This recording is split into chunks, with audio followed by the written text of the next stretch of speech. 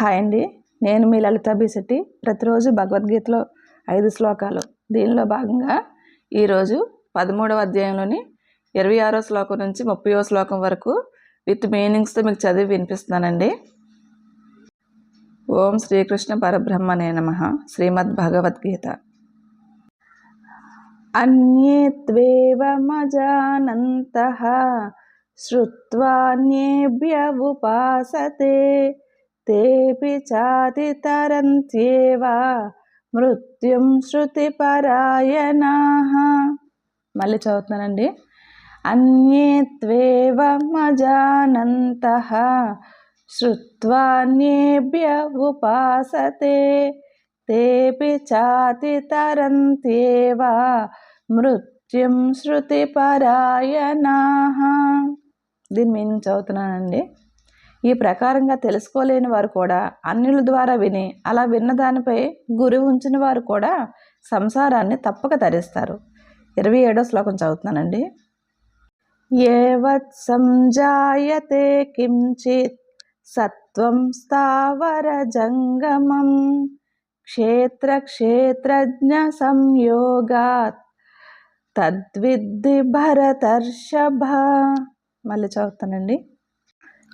ఏవత్ సంజాయతే కించిత్ సత్వం స్థావర జంగమం క్షేత్రజ్ఞ సంయోగాత్ తద్విద్ధి భరతర్షభ.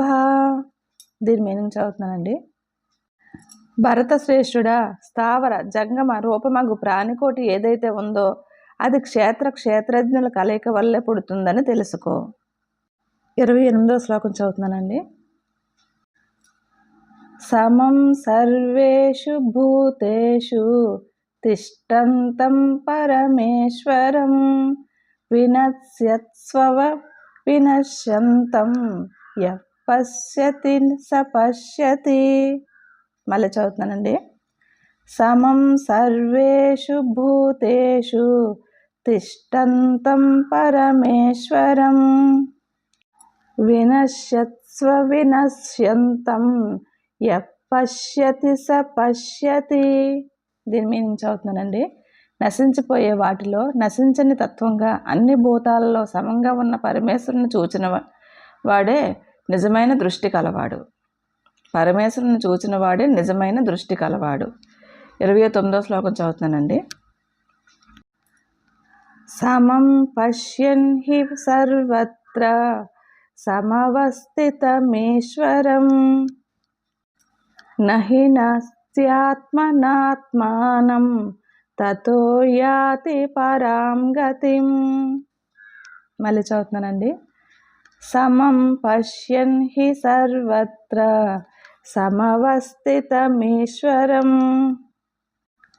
నహి నస్త్యాత్మనాత్మానం తతో యాతి పరాం గతిం. దీని మీనింగ్ చదువుతున్నానండి.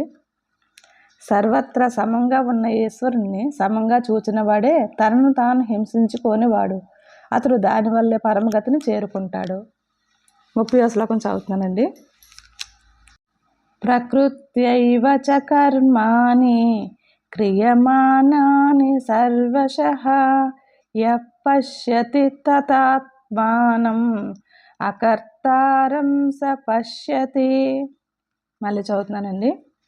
ప్రకృత్యైవ చ కర్మాణి క్రియమానాని సర్వశః యః పశ్యతి తతాత్మానం అకర్తారం స పశ్యతి. దీని మీనింగ్ చదువుతున్నానండి. అన్ని విధాలైన కర్మలు ప్రకృతి వలనే జరుగుతున్నాయని ఆత్మ ఏమీ చేయదని తెలిసిన వాడే నిజమైన చూపు కలవాడు. థ్యాంక్స్ ఫర్ లిజనింగ్ అండి. లోకా సంస్థ సుఖినో భవంతు. రేపటి ఎపిసోడ్లో 31వ శ్లోకం నుంచి 35వ శ్లోకం వరకు చదివి వినిపిస్తానండి.